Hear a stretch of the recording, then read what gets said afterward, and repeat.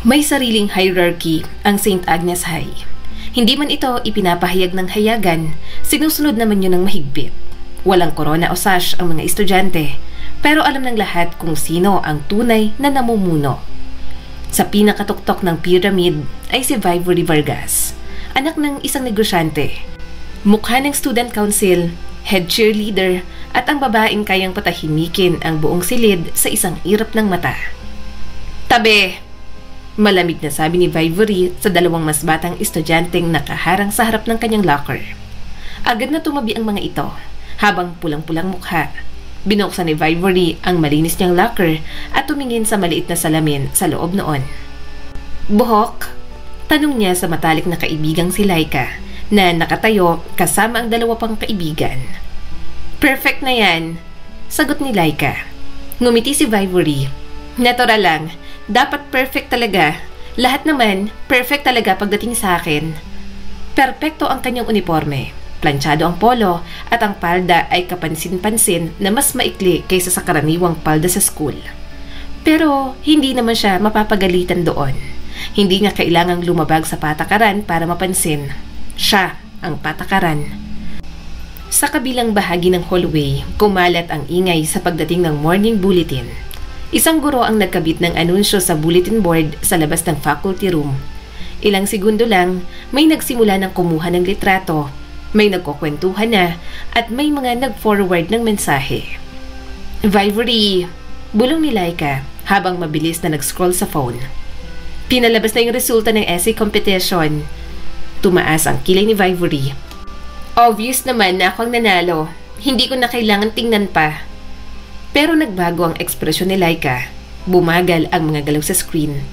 Wait, nakalagay dito si Jacob Reyes ang nanalo? Saglit na inakala ni Vivory na mali ang pagkakarinig niya. Sino? Ipinakita ni Laika ang litrato ng bulletin board. Unang gantimpala, Jacob Reyes. 10C, isang liwanag na hindi nawawala. Napatingin si Vivory. Imposible. Dapat mali yan. Ako ang dapat manalo. Bakit pangalan niya at title ng essay niya ang nandyan? Sumabat si Frances. Yun yung scholar, diba? Tahimik, laging nasa likod ng English class natin. Yung may baon na rice at itlog lang? Maarteng dagdag ni Laika. Napanganga si Vivory. Ginugol niya ang 2 gabi sa essay na yon. Pinino ang bawat linya, gumamit pa ng quotes. Pinaprint pa niya gamit ang ivory paper na may gold embossed letters. At ang pinili nila, ang walang kwentang si Jacob Reyes. Well, sabi ni Vivory kasabay ng pag-flip ng buhok. Siguro, baka naawa lang sila sa mahirap na yon. Mas magaling pa rin ako. Natawa si Laika at bahagyang nag-alinlangan. Oo nga, baka. Kinahapunan sa klase nila sa English, nakangiting pumasok si Sir Aguilar. Siguro, nabasa niyo ng announcement. Saan nito at tumingin sa lalaki sa likod. Palakpakan naman natin si Jacob Reyes. Nagpalakpakan ng klase. Tumayo si Jacob mula sa kanyang upuan sa likod. Kupas ang uniforme, medyo maiksi na ang laylayan nun at sobrang luma na ang bag na bagaman original halatang galing sa ukay. Tahimik ang mukha nito at walang emosyon. Nanatiling walang kilo si Vivory sa kanyang upuan. Lumapit si Jacob para kunin ang certificate. Tinapik naman ito sa balikat ni Sir Aguilar. Paglingon niya, saglit itong tumingin kay Vivory. Tumaas ang isang kilay niya at napairap. Habang lunch break, nakaupo si Vivory sa paborito niyang mesa sa may covered court. Ni hindi man lang siya nagulat. Bulong niya habang tinutusok ang ubas gamit ang tinidor. Ang yabang niya. Lumapit si Laika. Paano kung matalino nga talaga siya? Wala naman tayong magagawa kung mas matalino siya kaysa sa'yo. Don't worry, ikaw pa rin naman ang queen bee namin. Nanlilisik ang mga mata ni Vivory. Ako dapat ang pinakamatalino dito. Average lang siya. Marunong lang gumawa ng kwento para kaawaan. Nakakainis. Siguro ginamit niyang mahirap card niya para naman umayon sa kanyang pagkakataon. Sabi nila, mahirap daw yung pamilya niya. Nakatira raw sa paupang bahay malapit sa tabing ilog. Dagdag ni Frances. Yun nga ang punto ko. Ani Vivory. Siguro sinulat niya yung kahirapan niya. Instant panalo. Nang gabing yon at nasa bahay na, Habang mag-isa sa kanyang walk-in closet, binasa niyang muli ang essay ni Jacob online. In-upload yon sa school blog. Sabi niya sa sarili, gusto lang niyang malaman kung anong klaseng sulatin ang hinahanap ng judges ngayon. Hindi niya inaasahang may mararamdaman siya. Isang liwanag na hindi nawawala. Basa niya sa essay na isinulat ni Jacob. Hindi ko kailanman minahal ang dilim, pero natutunan kong tanggapin ito. Lumaki ako sa isang bahay na laging may kulang. Minsan bigas, minsan kuryente, pero kadalasan tulog na ang nanay ko bago pa man kami makapag-usap. 2 trabaho ang mayroon ng aking ina. Umaga, labandera. Gabi, nagbabantay sa isang karinderya. Wala siyang superpower maliban sa kakayahang itago ang pagod habang sinusubukang ngumiti sa tuwing nakikita niya akong nag-aaral. Hindi niya kailanman nasabing, ipagpatuloy mo yan anak. Pero alam ko, ramdam ko sa bawat latay ng pawis niya, sa bawat bit-bit niyang plastic na may ulam naming magkapatid. Tuwing brown out, doon ako pinaka-alerto. Hindi dahil sa takot, kundi dahil sa pagkakataon. Katahimikan, walang TV, walang ingay sa kalsada. Walang pakialam ang mundo sa isang batang nakaupo sa gilid, nagbabasa ng aklat sa liwanag ng kandila. Minsan, sira pa ang kandila kaya kailangan kong ipitin ang bote para hindi madurog. Pero ayos lang. Ang mahalaga, may liwanag. Ang mga pahina ng libro, ang tanging bagay na hindi ko kailangang bayaran. Hindi ko kailangang ipagpaalam. Hindi ko kailangang humingi ng permiso. Kapag binuklat ko ang pahina, kalaban ko lang ang antok at init ng panahon. Hindi gutom, hindi hiya. Doon ko natutunan ang maraming bagay. Na may mas malawak pa palang mundo kaysa sa iskinita namin. Na may mga bansang hindi namamatayan ng kuryente. Na may mga batang hindi kailanman nagising sa sigaw ng away, kundi sa tawanan ng buong pamilya. Hindi ako naiinggit, hindi ko rin sinasabing kontento ako. Pero alam kong hindi ko sila kailangang kamuhian. Hindi ko kailangang siraan ang may kaya para maramdaman kong buo ako. Ang gusto ko lang ay mapansin na kahit ganito ang simula ko, may kwento pa rin akong pwedeng ipagmalaki. Kinalabutan siya sa huling linya. Sinara ni Vivory ang tab at tinitigan ng screen ng MacBook. Hindi siya espesyal. Bulong niya. Ano bang nakita nila sa paawang yon? Kinabukasan sa history class, tinawag mismo ni Vivory si Jacob para isama sa group work. Tingnan nga natin kung kaya ng writer boy gumawa ng PowerPoint, sabi niya ng malakas. Tumingin si Jacob mula sa notebook. Sige, kaya ko naman. Pero sa computer room ako gagawa. Hindi kaya sa cellphone. Wala akong laptop o computer sa bahay. Kaya baka abutin pa hanggang bukas. Wala kang reklamo? Tanong niya. Umiling ito. Tinawag mo ako, sumang-ayon ako. Anong irereklamo ko? Para naman sa group work ang gagawin ko. Hindi naman ako lalapit sa inyo para mag-aksaya ng oras. Napailing si Laika. Oh, padi person ng atake. Gagamitin mo ba yung mga salita sa presentation?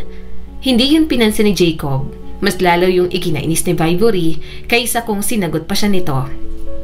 Inatasan niya si Jacob ng lahat. Research, report, design. At ginawa yun ni Jacob ng walang mali.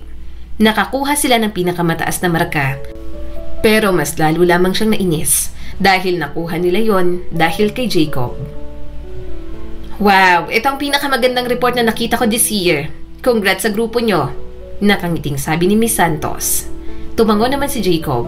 Thank you, ma'am. Pumalakpak si Vivory kasama ang klase. Pero sa loob niya, nag-aapoy na siya sa inis. Sa sumunod na mga araw, mas nagpakitang gilas pa ang walang hiyang si Jacob. Pero alam ng buong campus na naiinis ang queen bee na si Vivory sa binata. Marami ang gusto siyang paluguran, kaya kahit walang ginagawa si Jacob na masama, naging target ito ng mga panunukso. Isang meme ang lumabas sa group chat ng batch nila. Larawan yon ng ID ni Jacob. Nakakatawang itsura dahil parang wanted. Idagdag pa na payat ito, hindi gaanong kagwapuhan at bansot pa. Gayunpaman, walang reaksyon si Jacob. May nagsulat ng nerd royalty sa locker nito, subalit tahimik lamang nitong binura. Narinig ni Vivory ang isang klase. Di ka ba naiinis sa panunukso nila? Sumagot naman si Jacob. Sanay na, hindi ibig sabihin, kailangan ko tong pansinin. Sasaya lang sila kapag nakikita akong naapektuhan. Isang hapon, pareho silang naiwan sa school para sa club duties. Si Vivory ay abala sa pag-aayos ng resibo para sa fundraising committee. Si Jacob naman ay tahimik sa isang sulok, may tinatype sa lumang laptop ng club nila. Palagi ka bang ganyan katahimik? Tanong ni Vivory dahil siya na talaga ang naiinip kasama ito. Hindi ito tumingin sa kanya. Ikaw ba? Palagi kang ganyan kaingay? At paano mo nakakausap na parang normal lang ang mga taong binubuli mo? Napasinghap si Vivory. Excuse me? Tumingin ito sa kanya. Alam kong ikaw ang pasimuno ng pambubuli sa akin. Wala naman akong ginagawa sa'yo. Pero hindi ko alam kung bakit inis na inis ka sa akin. Nakakainis ka naman talaga. Masyado kang bida-bida. Masungit niyang sagot. At wala kang karapatang magreklamo. Dahil ako naman ang susundin nila. Sinara ni Jacob ang laptop. Sanay kang nagmamakaawa. Lumuluhod at sumusunod ang mga tao sa'yo. Ano? Walang ganang tumawa si Vivory. Nire-respeto nila ako kasi alam nilang impluwensya ng pamilya ko. Impluwensya ng pamilya mo, hindi sa'yo. Hindi ikaw mismo. Sa tingin ko, hindi ka nila nire-respeto. Takot lang silang magkamali sa harap mo dahil dyan sa pananakot mong impluwensya ng pamilya mo. Sagot naman ito. Walang galit sa boses, pero puro katotohanan lang. At mas matalim pa yun sa insulto. Inakyat ko ang posisyon ko rito. Depensa ni Vivory. Nare-respeto ako kasi deserve ko yon. Ang respeto, in-earn yan. Sagot ni Jacob at bahagyang napailing. Hindi mo pwedeng basta sabihin na respeto ka ng ibang tao na para bang inuutusan mo sila. Nakapamewang na si Vivory. Huwag kang magkunwaring mas magaling ka. Ang dami mong sinasabi, wala kang ang kaibigan. Hindi ako nagmamagaling. At okay lang na wala akong kaibigan.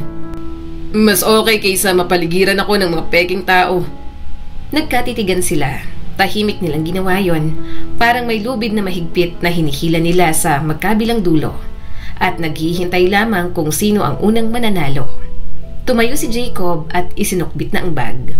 Magandang gabi, Vivory. Aalis na ako. Nang gabing yon, nakatayo si Vivory sa harap ng salamin. Mayroon na siyang lahat. Katanyagan, ganda, respeto ng iba. Pero si Jacob, may iba talaga sa binata na hindi niya mawari kung ano. Hindi nito kailangan na may patunayan sa ibang tao. Kahit mahirap, para bang sure na ang binata sa daang tatahakin nito. Parang wala itong hinahabol na pagtanggap. Hindi niya man lang ito nakitaan ng takot sa kanya. At sa unang pagkakataon, nagtanong si Vivory sa kanyang sarili. Ano ga bang meron sa akin kapag wala ang tingin ng lahat? Hindi bilang reyna ng hallway, hindi bilang babaeng may magandang make-up at mamahaling sapatos. Kundi bilang babaeng nakatitig sa sariling refleksyon, tahimik at medyo takot dahil may isang lalaking tahimik lang pero tila kaya siyang hubaran ng pagkatao. Suot na naman niyang parehong pantalon, tawa ni Laika habang pinapaikot ang kanyang ponytail. Siguro isa lang maayos dyan na pantalon. Baka gusto talaga niya ng pansin, sabat naman ni Frances. Alam mo na, yung mga tahimik pero may tinatagong exhibitionist side. Mapait na ngumiti si Vivory. Hindi, wala lang talaga siyang pakialam sa iniisip ng iba. Hindi siya people pleaser. 2 linggo na ang lumipas mula nang manalo si Jacob sa essay contest. 2 linggo mula nang siya naman ang matalo.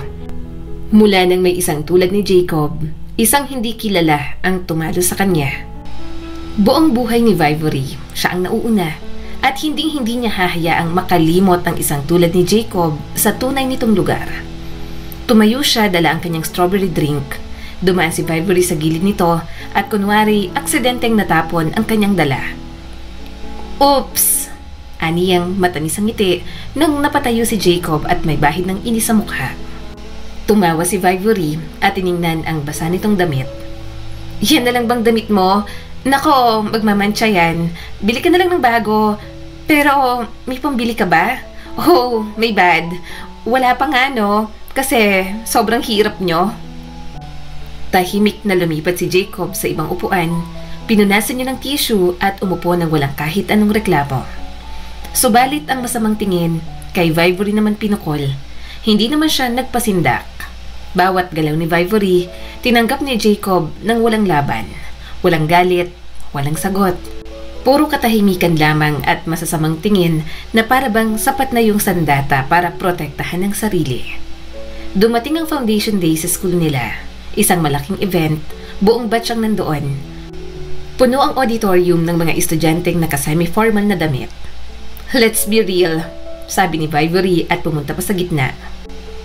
Walang school year na kompleto nang walang mga unforgettable characters. Alam niyo na kung sino. Nagtawanan ang mga ito. Walang teachers doon kaya malakas ang kanyang loob. Wala rin namang magsusumbong.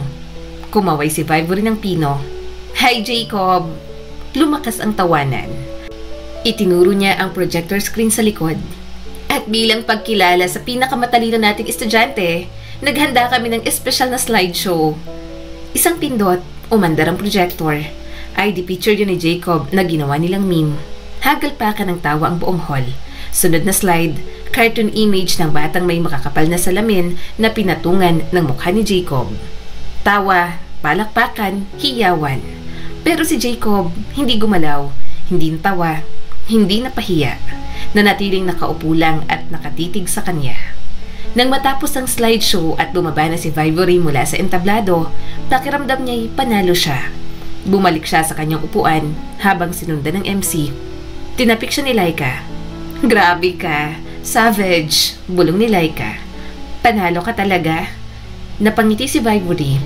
Tumayo na si Jacob ng dahan-dahan at naglakad palayo sa likuran. Pero bago ito makalabas, dumaan muna ang binata malapit sa hilera nila. Tumahimik ang mga nasa paligid at parang may naramdamang may mangyayari. Tumingin si Jacob ng diretso sa kanya. Walang galit, walang ngisi. "Makakalimutan mo tong ginagawa mong pagpapahiya sa akin. Pero ako, hinding-hindi." Hindi yun banta. Parang katotohanan lang na gustong ipaalala sa kanya. At parang may batong dumapo sa dibdib ni Vivory. Napakurap siya. "Anong sinabi mo? Baliw ka ba? Anong tingin mo sa akin? Matatakot dyan sa mga sinasabi mo?" Subalit, basta na lang siyang tinalikuran ni Jacob. "Hoy!" Sigaw niya pa sa sobrang inis, pero wala na si Jacob. Gusto pang itindig ni Vivory ang lahat ng yabang na mayroon siya. Pero sa isang iglap, mukhang ang lahat ng mayroon siya, mabilis na lang nababagsak. "Mommy, bakit hindi pa dumarating yung driver?" Naiinis niyang tanong. "Late na po ako." Nakatayo si Vivory sa harap ng kanilang bahay, nakayakap ang mga braso sa dibdib at mabilis ang tapik ng paa dahil sa inis. "Anak, mag-book ka na muna. Wala na kasi tayong driver. I'm sorry, hindi ko nabanggit sa'yo." Humigpit ang hawak ni Vivory sa cellphone. "What? Bakit? Nasaan bang driver?" "Tinanggal na namin ang daddy mo. Nagbebenta kami ng mga sasakyan ngayon. May kaunting problema lang. Nagbabawas na rin ng mga kasambahay." Kumunot ang noon niya. "Kaya pala si Manang lang ang nakita ko kanina." Napilitan siyang mag-grab papuntang eskwela. Pero habang nasa biyahe, hindi niya mapigilang mag-alala. Bakit sila yung nagbebenta na naman ng sasakyan at nagbabawas ng mga tauhan? Pagdating niya sa school, nagsimula ang mga bulungan. Late na kasi talaga siya. "Nasaan ang kotse niyo?" tanong ni Frances. "Hindi ka hinatid ng driver niyo?" Umiling naman siya. May sakit." Naglakad siya sa hallway na nakataas ang ulo, matalim ang mga mata, at taas noo. Hinding-hindi niya pagbibigyang masiyahan ang mga ito sa kanyang reaksyon. Pagsapit ng tanghalian, sunod-sunod ang vibrate ng kanyang cellphone. Nagkakagulo na ang social media. Breaking news, businessman Mariano Vargas inaresto dahil sa corporate fraud. Nakatitig siya sa headline. Pinindot niya ang article. Nandoon ang litrato ng kanyang ama, katabi ng matitinding akusasyon. Parang nalusaw ang pagkatao niya habang binabasa yon. Makalipas lang ang ilang segundo, naglabasa na ang mga screenshot ng dati niyang mga post. Mga bakasyon sa Dubai, designer bags, alahas. Nilak niya ang cellphone, nanginginig ang kanyang mga daliri. "Inaresto ang tatay mo?" Gulat na tanong ni Laika. "Ibig bang sabihin, hindi na kayo mayaman?" Tumayo agad siya at kinuha ang mga gamit. May kailangan lang akong gawin. Habang nasa banyo, tinawagan niya ang kanyang ina. Gusto niyang makibalita pero hindi naman ito sinasagot. Mas lalong napo-frustrate si Vivory. Pumasok siya sa cafeteria na huli na. Lumingali-nga, hinahanap ang dati nilang mesa. Pinilit niyang maging kalmado at huwag isipin ang problema ng pamilya niya. Nandoon si Laika, sina Frances at Jam. Buo ang grupo, nilapitan niya ang mga ito. Hindi siya matingnan ni Laika. Si Frances, inurong lang ang tray nito para bigyang puwang siya pero wala ring imik. Umupo si Vivory ng mabagal at may dignidad. So, panimula niya, matalimang tinig. Wala man lang kayong sasabihin? Wala man lang, "Hey V, kumustang tatay mo?" Hinalo lang ni Jam ang inumin nito. Ayaw naming ungkatin. Right? Ani Vivory sa mapait na tinig. Mas okay na iwasan na lang ako? Suminghot si Frances. Hindi lang talaga namin alam kung anong sasabihin. Sa wakas, tumingin si Laika sa kanya. Sabi ng mommy ko, wag daw akong makialam. Baka raw gumulo. Malaki raw ang kinasangkutan ng daddy mo. Maaaring ikabagsak ng pamilya mong issue na to. Baon daw kayo sa utang. Kumurap si Vivory. Gumulo? Hindi naman ako yung inaresto. At pansamantala lang to, makakabangon kami agad. Maaayos din to ng daddy ko. Hindi kami magiging mahirap. Tahimik ang mga ito. Parang ayaw maniwala sa kanyang mga sinasabi. Umirap si Vivory. So, ganyan kayo? Tatalikuran niyo ako dahil lang sa nangyari sa akin ngayon?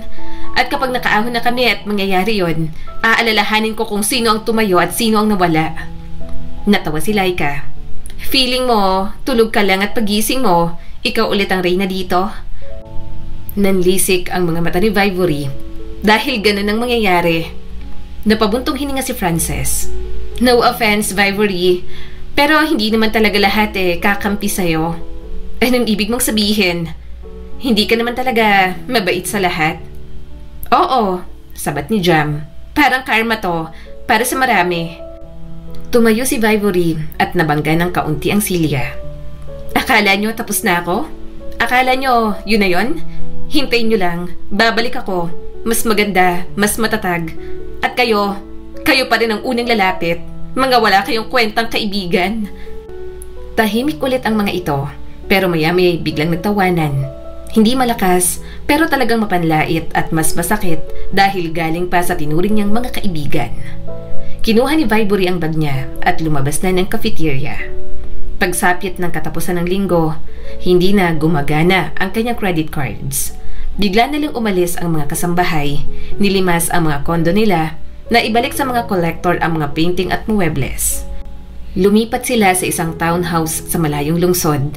Nagbabas na lang siya papuntang eskwela. Mami, nakakaiyak na. Palaging punuan sa bus. Nakatayo ako. Oh my God. Umiiyak niyang sabi nang makauwi.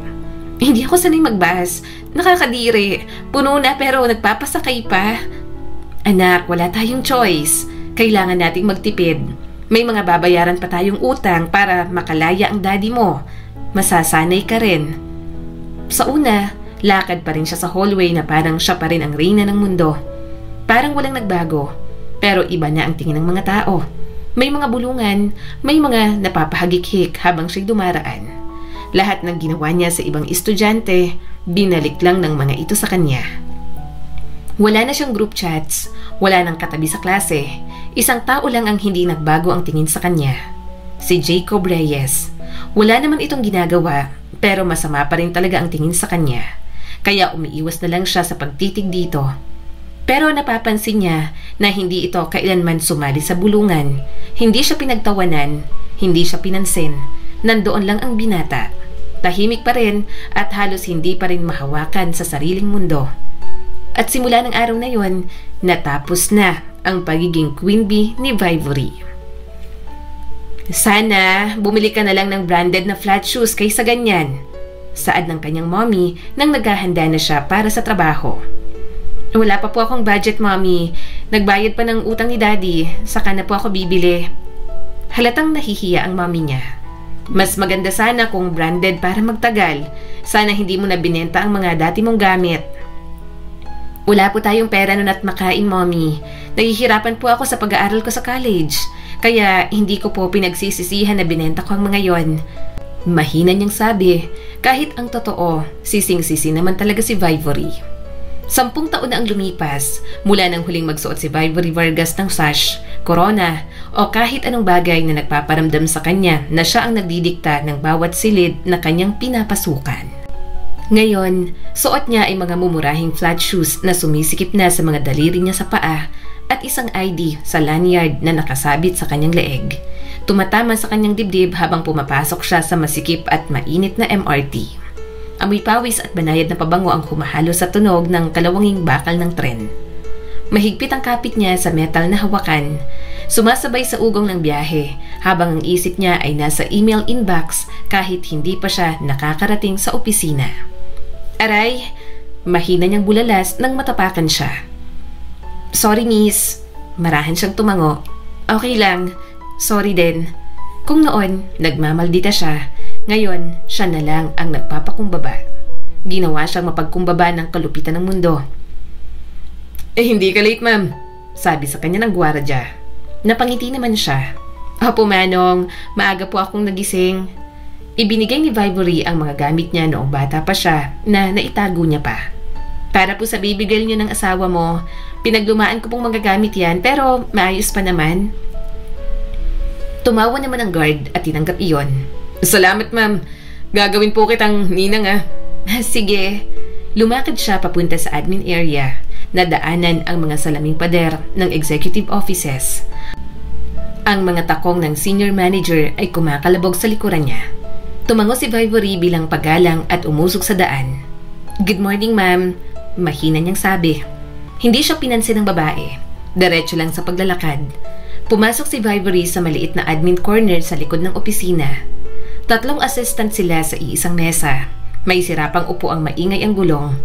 Inilapag niya ang kanyang bag, binuksan ang desktop at kinuha ang kanyang planner. Maayos pa rin ang sulat kamay niya. Parang pilit niyang pinanghahawakan ang natitirang bahagi ng dating perfect girl sa kanyang alaala. Binasa niya ang mga kailangan niyang gawin sa araw na yon.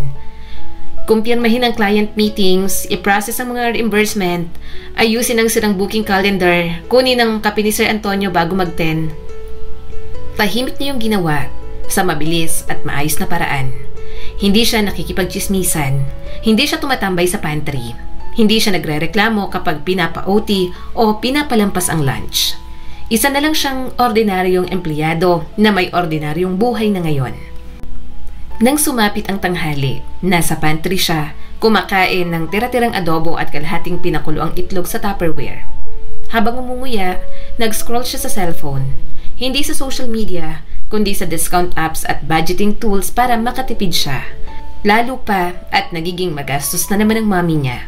3 lang sila sa bahay pagkatapos makalaya ng kanyang tatay, pero parang hirap na hirap pa rin silang mag-budget. Vivory, Ani Clara, kapwa assistant, habang sumisilip sa kanyang cellphone. Nagka-calculate ka na naman? Bahagyang ngumiti si Vivory. Nakasanayan lang. Tumabi si Clara sa kanya at may pag-aalinlangan. Oy, ikaw ba yung mula sa Vargas family? Yung nasangkot sa iskandalo dati? Para kasing pamilyar ka, huwag ka sanang ma-offend. Bahagyang natigilan si Vivory. Oo, kami yon. Hindi naman ako na-offend. Matagal nang nangyari yon. Nakapag-adjust na rin ako sa buhay na mayroon kami ngayon. Pagkatapos ng trabaho, sumakay siya ulit sa tren. Ngayon ay dikit-dikit na sa mga taong pagod at mga nanay na may dalang batang nakatulog sa balikat. Hi! Pilit niyang pinapatawa ang bata. Tumawa naman ito at bahagyang gumaan ang kanyang kalooban. Gusto niya nang magkaroon ng asawa at mga anak. Gayunpaman, sa estado ng buhay niya ngayon, alam niyang hindi niya pa kaya. Kung magkakaroon siya ng asawa, ayaw niya naman na iasa lahat sa mister. Dapat may ambag din siya sa bubuuing pamilya. Bumaba siya ng 2 istasyon bago ang dapat para makadaan sa palengke. Bumili siya ng mga isda, gulay at bigas para may stock sila sa bahay. Ang bahay nila ay isang maliit na apartment sa itaas ng isang mananahi. Manipis ang mga pader, may tagas ang gripo at umuungol ang bawat baitang. Pero kanila yon kahit papaano, pati townhouse kasi nila na ibenta dahil sa dami ng utang nila noon. Kasama na niya ang kanyang mga magulang ngayon. Kung anong natira sa kanila, yun ang ginugugol nila para sa sarili.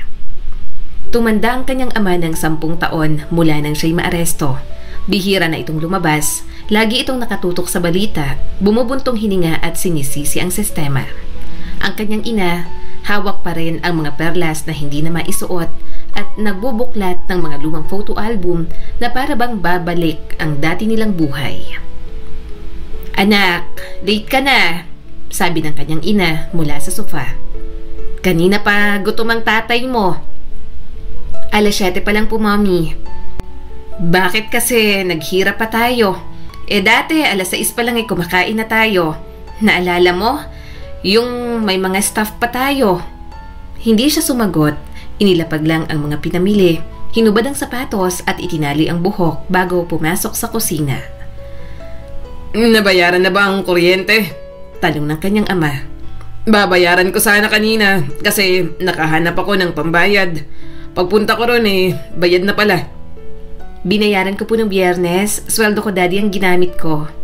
Huwag na po kayong mag-abala. May sakit po kayo. Baka makasama sa inyo kapag pinaroblema nyo pa." Natahimik ang kanyang ama at wala nang nasabi. Pero bakas dito ang pagkapahiya. Palaging siya ang nagbabayad sa lahat ng bill sa bahay nila. Marahil ay nahihiya rin ang kanyang ama, kaya gumagawa ng paraan. Hindi siya umaasang pasasalamatan siya. Gusto lang niya ng kapayapaan para sa sarili at para sa mga magulang niya. Kinagabihan, matapos hugasan ang mga plato at painumin ang kanyang ama ng gamot, umupo si Vivory sa kama, sa kanyang maliit na kwarto, pero ginawa niya yung maganda kaya kahit papaano'y komportable naman siya. Sa lahat ng nawala sa kanya, mga kaibigan, kayamanan, reputasyon, ang pinakagumugulo sa kanya ay hindi ang pagbagsak, kundi ang mga nasaktan niya habang bumabagsak siya. "Vivory, ilang beses ka nang tumatanggi. Sumama ka na sa dinner," saad ng kanyang katrabaho. Napakagatlabi si Vivory at walang nagawa kung hindi ang tumango. "Sige." Hindi man sa pilitan, pero halos naipit na si Vivory sa paanyaya ng mga kaopisina niya para kumain sa labas. Madalas nga naman kasi siyang tumanggi. Gusto niya kasing umuwi na lang kaysa mapagastos. Kapag may mga gamit kasi siyang nakikitang nagugustuhan niya, hindi niya mapigilan ang sarili na hindi bilhin. "Vivory, dito ka sa side ko," tawag ni Clara sabay tapik sa upo ang katabi nito. Pero bago pa makaupo si Vivory, may naupo na agad. "Huli ka na," sabi ni Leo habang inihihila siya ng silyang katabi niya. "Reserve na to para kay Miss Vargas. Hindi niya kailangang tumabi sa'yo." "Oh, reserve daw?" Kantsaw ni Clara. "Kayo na naman ang magkatabi?" Natawa si Vivory, umiling habang umuupo. "Maririnig ko na naman ang mga baduy na jokes ni Leo." Ngumiti si Leo at matamang nakatingin sa kanya. "Hindi naman baduy. Underrated lang ang mga biro ko kaya walang maka-appreciate." Habang pinagsasaluhan ng pagkain, tuloy-tuloy lang ang tawanan at kantsawan. At habang nauubos ang pagkain, mas lalo pang lumalakas ang biruan. "Leo, bakit hindi mo pa nililigawan si Vivory?" Tanong ni Brian habang puno pa ng pagkain ng bibig. "Kung ako ikaw, matagal ko na siyang pinila sa harap ng simbahan." Halos mabulunan si Vivory sa iniinom niyang iced tea. "Brian." Pero si Leo ay ngumiti lang at tumingin sa kanya. "Ewan ko ba, natatakot lang ng kaunti kasi kapag niligawan ko na, alam kong seryosohan na." "Wala namang dahilan para hindi seryosohin si Vivory. Mabait at wife material yan," sabat ni Clara. "Si Leo, date to marry ang peg. Hindi siya pa-cute lang. Bagay kayo." Tinaas ni Vivory ang kilay. "Huwag kayong ganyan. Kaya minsan ayokong sumama. Palagi niyo na lang kaming tinutokso ni Leo." Bahagyang yumuko si Leo papalapit sa kanya. Banayad ang boses pero may biro pa rin. "Ayaw mo nang tinutokso tayo. Pero ako, gustong gusto ko. Kapag tinutokso tayo, pakiramdam ko, nasa akin ang atensyon mo."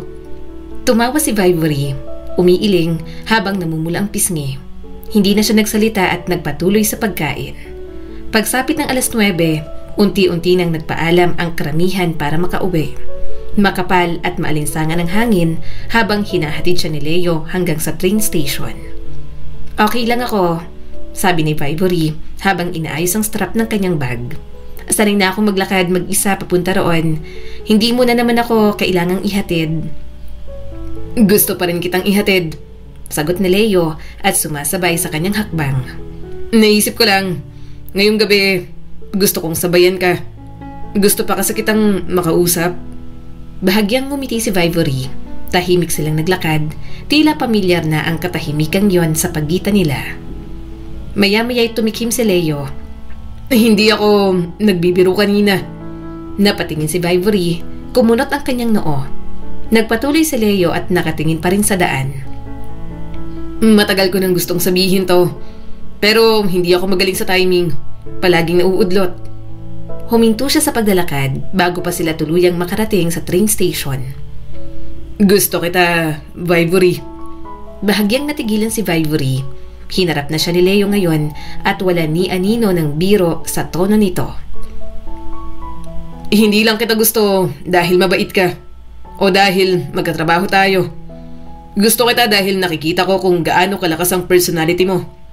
Kung gaano ka kasipag, kung gaano ka tumatahimik pero patuloy na lumalaban. Ang ganyang klaseng babae, yan ang babaeng gusto kong makasama sa totoong buhay. Tahimik siyang nakatingin kay Leo. Hindi alam kung anong sasabihin. Medyo nagugulat lang dahil ilang taon na rin naman na walang umaamin sa kanya ng ganoon. Noong high school, nagkaroon siya ng mga boyfriend. Mga MVP pa nga sa sports. Pero para sa kanya, parang trophy boyfriend lang. Pandagdag sa karisma at reputasyon niya sa school. Noong college, naging abala siya sa pagiging working student, kaya kahit may mga nanligaw, binastad niya kaagad. Subalit ngayon, may trabaho na siya, busy pa rin siya, at alam niya sa sarili na hindi pa siya handa. Hindi ako lalaki na nakikipag-date lang para sa kasiyahan, dagdag ni Leo. Gusto ko ng seryoso. Gusto ko ng kapareha sa buhay. At kung bukas ka sa ganun, gusto kong makilala ka ng mas mabuti at dahan-dahan. Walang pressure, pero gusto kong malaman mo na may inaasahan akong patutunguhan to. Nabigla si Vivory sa sinabi nito. Natutuwa siya na seryosong tipo ng lalaki si Leo. Pero nang sandaling yon, alam niyang hindi pa sila same ng goal sa pakikipagrelasyon. Alam niya sa sarili niyang hindi pa siya handa. Matagal na rin mula nang may nagsalita sa kanya ng ganoon. Walang laro, walang yabang at puro katapatan lang ang nakikita niya sa mukha ni Leo. Uminit ang puso niya kasabay ng pangamba. Lumihi siya ng kaunti at tumingin sa direksyon ng hagdan ng train station. Ang totoo, gusto ko kung anong klaseng tao ka. Mahinang sabi ni Vivory. At hanga ako sa pagiging totoo mo. At siguro kung ilang taon ang nakalipas o ilang taon mula ngayon, baka handa na ako. Medyo nanginginig ang boses niya. Pero sa ngayon, Leo, hindi pa. Bahagyang kumunot ang noo ni Leo, hindi dahil sa galit, kundi dahil sa pagkaunawa. Dahil sa nakaraan mo? Tumango si Vivory. Dahil dala ko pa rin. Kaunti na lang ang babayaran kong utang pero mabigat pa rin. Dahil nagsisimula pa lang akong magtayo ulit para sa pamilya ko, para sa sarili ko. Hanggang ngayon, humihinga pa rin ako mula sa pagkakabagsak ko. At sa ngayon, ang puso ko, tahimik pa. Ayaw ko munang mag-isip ng ibang bagay habang inaayos ang sarili ko. Magiging unfair lang ako sa'yo. Dahan-dahang huminga si Leo. So, ayaw mo? Hindi ko naman sinasabing ayaw ko. Banayad niyang tugon. Ang sinasabi ko, hindi pa. Ayokong magpanggap na handa na ako sa pag-ibig. Kung ang totoo, natututo pa lang akong mahalin ulit ang sarili ko. Gusto ko rin ang kapareha balang araw. Yung seryoso katulad mo, yung nakakakita sa akin bilang ako ngayon. At maaring ikaw yon, Leo. Pero sa ngayon, hindi ko pa kayang ibigay ang sagot na nararapat sa'yo. Hindi kita itatali sa akin dahil lang busy pa ako sa buhay ko. Baka kasi makahanap ka pa ng iba. Ayokong paasahin at hintayin ka dahil hindi rin naman ako sigurado sa mga mangyayari pa sa buhay ko. Tumango si Leo. Naiintindihan ko ang punto mo. Pero umaasa pa rin ako na hindi ka lalayo. Mahalaga ka pa rin naman sa akin bilang kaibigan. Gusto ko rin malaman mo na nandito pa ang damdamin ko. Hindi naman to basta mawawala. Pero kung nakikita kong wala na rin naman akong pag-asa sa'yo, maghahanap na rin ako ng iba gaya ng gusto mo. Pero sa ngayon, hayaan mo muna ako kasi hindi ko naman agad matatanggal tong nararamdaman ko para sa'yo. At may kaunting pag-asa pa rin naman sa akin na kahit papaano, makita at masubukan mong mabigyan ako ng pagkakataon. Hindi ko iisipin na pinaasa mo ako dahil pinili ko naman ding umasa. Binigyan mo rin naman ako ng malinaw na pagtanggi.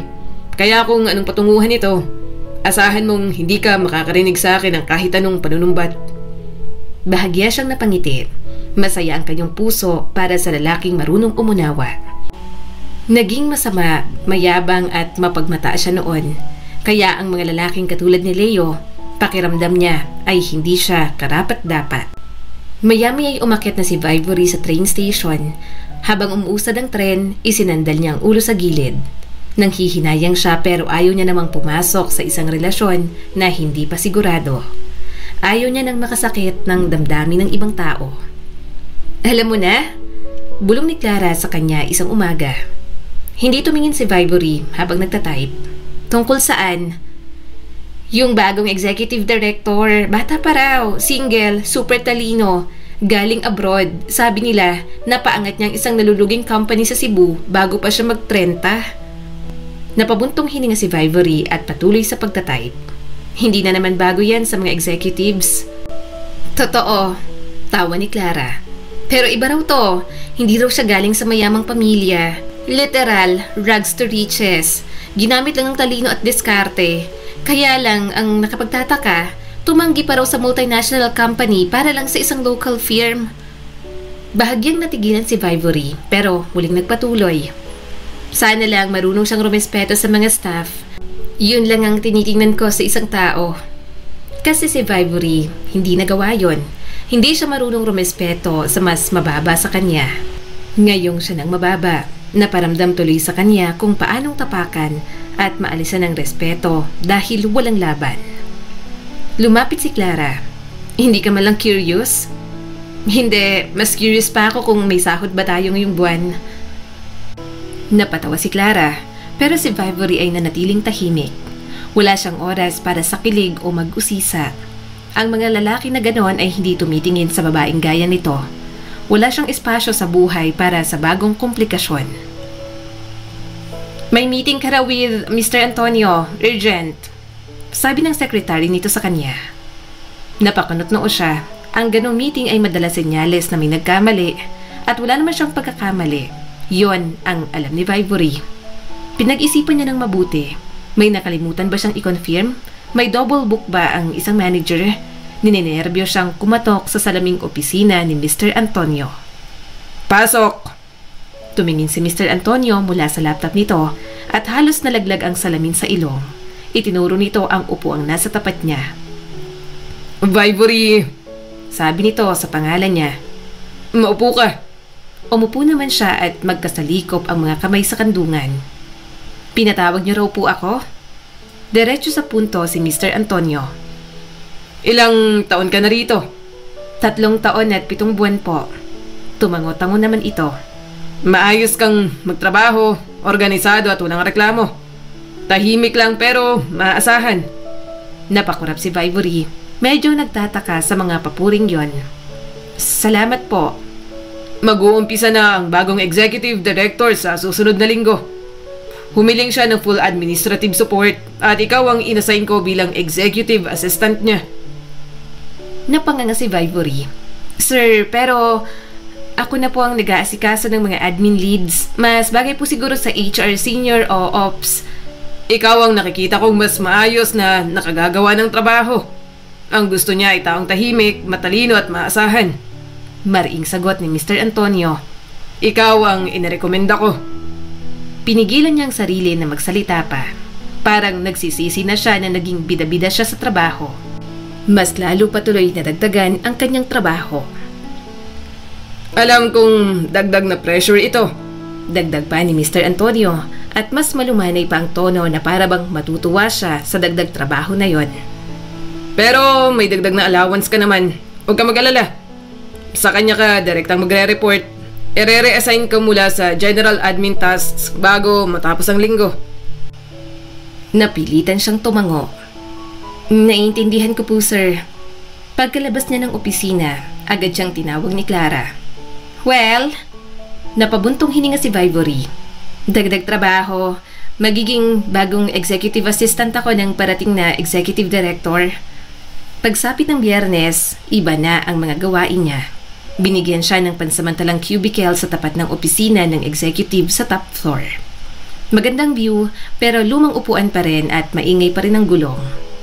Inabot sa kanya ang pre-arrival schedule ng bagong direktor, ang onboarding documents at listahan ng mga office procedures na kailangang i-brief.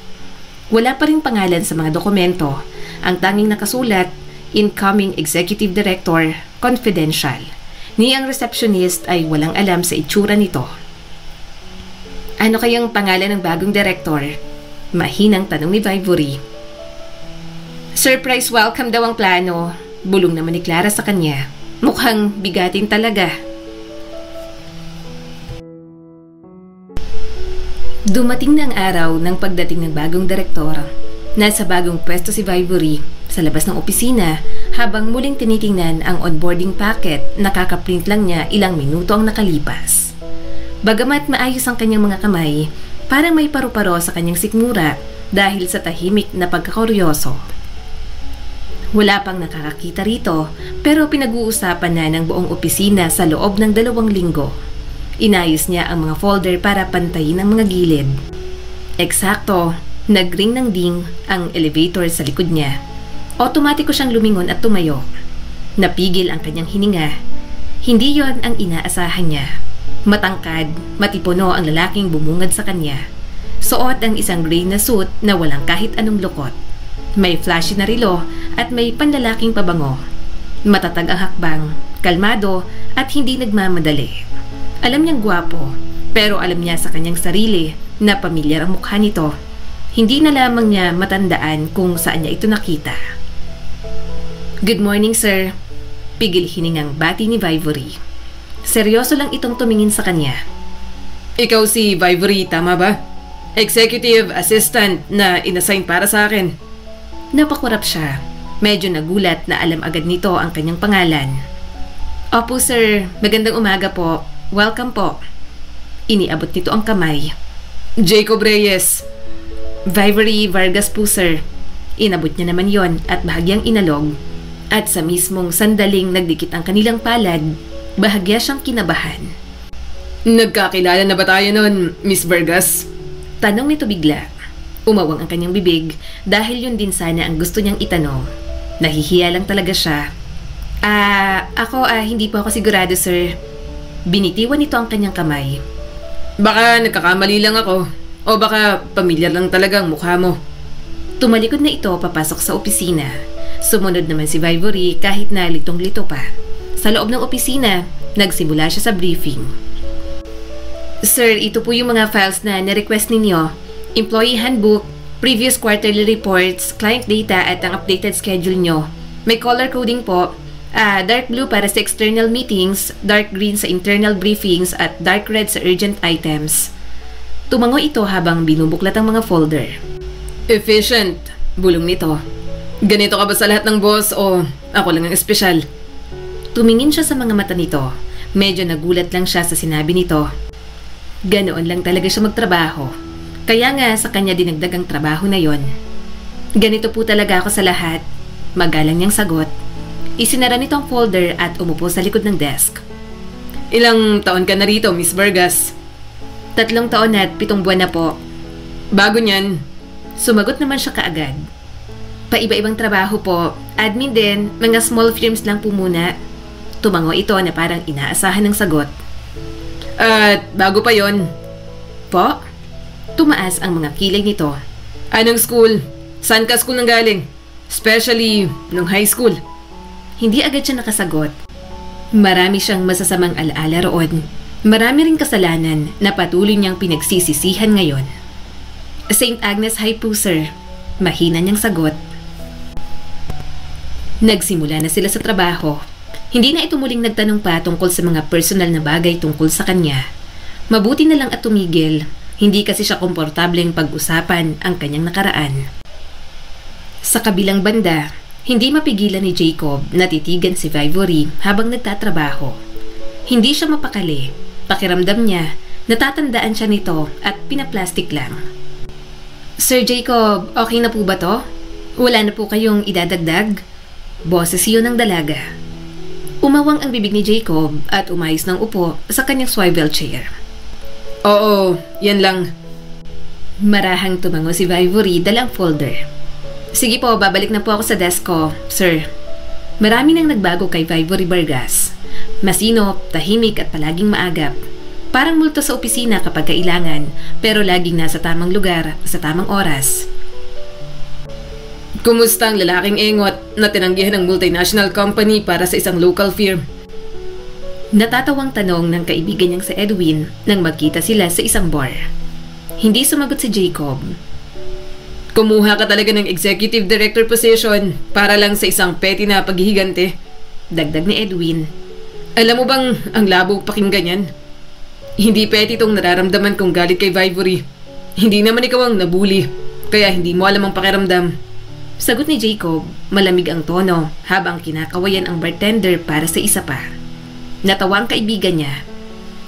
So novel revenge na pala ngayon. My bad. Tinitigan ni Jacob ang bagong buhos na alak sa kanyang baso. Marami na ang nagtatanong, bakit niya tinanggihan ang mas mataas na sahod sa Singapore? Bakit hindi siya tumuloy sa New York office?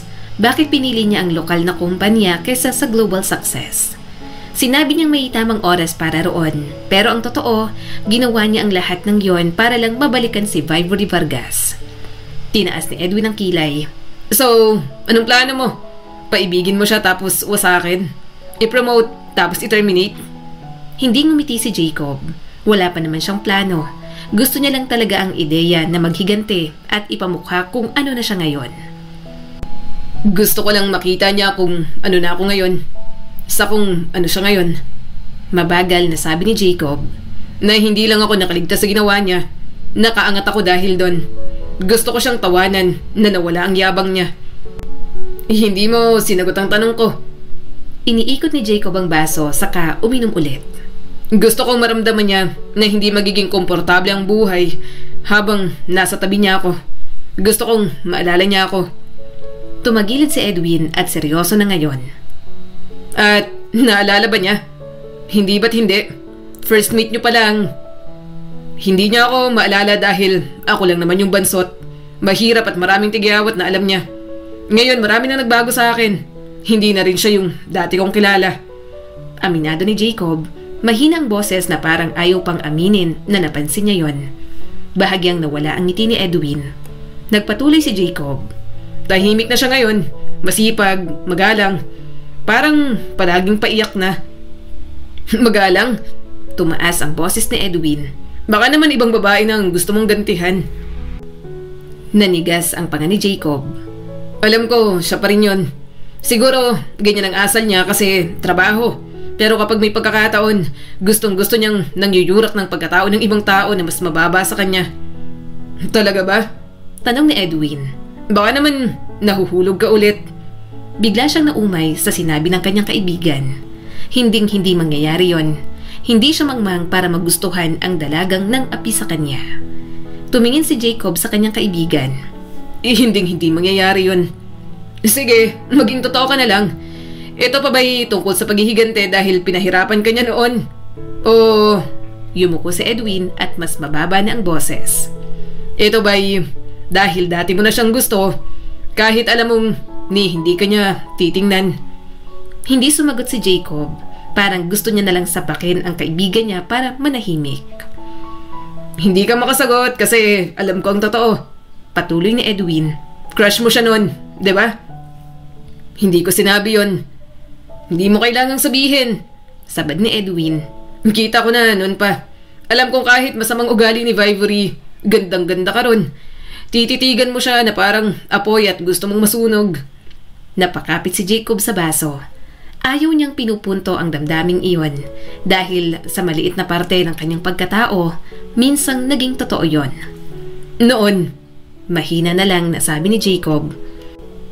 Noon, bago ko nalaman kung sino talaga siya. Malupit, mayabang, makasarili, mata pobre. Sa tingin mo, gugustuhin ko pa ang ganong klase ng babae. Ininsulto niya ako sa bawat pagkakataon. Para bang ang katahimikan ko'y katatawanan para sa kanya.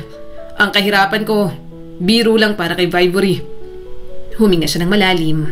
Pero ngayon, naglalakad siya na parang wasak na siya. Parang sinusubukang buuin muli ang sarili. Bumait na? Ewan ko, hindi ko alam. Sagot ni Jacob. Hindi ko pa masabi. Hindi siya lumalaban. Kahit pa mali ang ginagawa ko, basta tinatanggap lang niya. At ayaw mo yon? Hindi ko alam ang nararamdaman ko. Pag-amin ni Jacob. Gusto ko yung nayayanig si Vivory, naapektuhan, pumapalag at hindi mapakali sa lahat ng ginagawa ko. Dahil alam kong ganun siya. Pero para naman siyang walang pakialam. Tinaas ni Edwin ang baso. Alam mo, pinapahirapan mo lang ang sarili mo. Napasabunot si Jacob sa buhok niya, saka tumingala at pinagmasdan ang kisame ng bar. Akala ko matutuwa ako. Yung makita siyang sumimangot, maghabol sa mga last minute na utos. Pero hindi siya umiimik. Baka kasi hindi siya natatakot sa'yo. Napairap si Jacob. O baka dahil pakiramdam niya, deserve niya to. Ayokong nagsisisi siya na hindi pa ako nakakaganti. Tinitigan ni Jacob ang walang lamang baso. Para sa kanya, isang kwentong hindi pa tapos si Vivory. Kaya hindi niya alam kung paano ang tumigil. Miss Vargas, tawag ni Jacob dito. Agad itong tumingin mula sa kanyang computer. Yes po, sir. Nakatayo si Jacob sa pintuan ng opisina, suot ang navy blue na polo na nakataas ang manggas. Kailangan kong i-reschedule ang meeting with the Baller Property Group. Gawin mong bukas, hindi na Biyernes. Napakurap ang dalaga. Sir, less than 24 hours na lang po yun. Problema ba yun? Tanong nito at bahagyang nakatagilid ang ulo. Agad itong umiti. Hindi po sir, aasikasuhin ko agad. Tumango ito at isinara ang pinto. Sa loob ng opisina, umupo si Jacob at tahimik na pinagmamasdan si Vivory sa salamin. Tahimik na inaayos ni Vivory ang lahat. Walang tanong, walang reklamo, wala siyang narinig na kahit na ano. Lumabas si Jacob sa opisina. Nandito ka pa? Bahagya itong nagulat. Tinatapos ko lang po yung revision, sir. Lumapit si Jacob at bahagyang sumandal sa cubicle wall nito. Palagi kang late umuwi, kahit bago pa nung maging boss mo ko. Umiling naman ang dalaga. Kapag kailangan lang po. Kumain ka na ba? Biglang tanong ni Jacob. Umawang naman ang bibig ni Vivory. Hindi pa po sir. Wala na siyang nasabing iba. Nagkatitigan tuloy silang dalawa. Gusto na itong ayaing mag-dinner pero para siyang nagiging pipe. Habang pinagmamasdan ang maamong mukha ni Vivory, bigla siyang natauhan.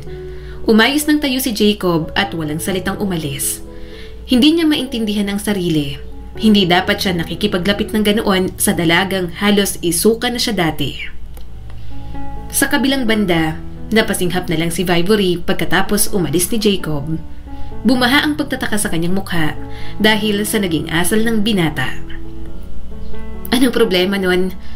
Tanong niya habang nagtatype. Akala ko aayain akong mag-dinner. Sino ba naman kasing boss ang magtatanong kung kumain na ako? Kung makapagtanong pa, parang boyfriend na naglalambing lang ang tono. Ang weird niya talaga. Kinabukasan, muli siyang pumasok sa trabaho. Nasa conference room na siya. Nakaupo si Vivory sa dulo ng mesa. Bukas ang kanyang pad, hawak ang ballpen pero hindi sa papel nakatuon ang kanyang mga mata. Hindi niya maiwasang mapatitig kay Jacob. Fresh na fresh kasi ang boss niya kanina pa simula nang pumasok sa opisina nito. Nagsasalita ito tungkol sa pag-aayos ng schedule ng Baller Project pero halos hindi niya ito maunawaan. Sa halip, tahimik niyang sinundan ang galaw ng mga daliri habang nagsasalita ito. Ang mababang timpla ng boses, ang ginhawang taglay nito habang hawak ang atensyon ng buong silid. Nakakagulo ng sistema ni Vivory ang presensya ni Jacob. Vivory, putol ng tinig ni Jacob sa kanyang mga iniisip. Napatingin siya agad at nanlaki ang mata. Yes, sir? Gusto ko sanang marinig ang pananaw mo tungkol sa pagbabago niyang schedule sa Baller site. May nakikita ka bang conflict sa kasalukuyang San Mateo acquisition? Napamaang siya. Karaniwan si Clara o department head ang tinatanong sa ganoong bagay. Hindi siya. Ano namang gagawin ng assistant na katulad niya?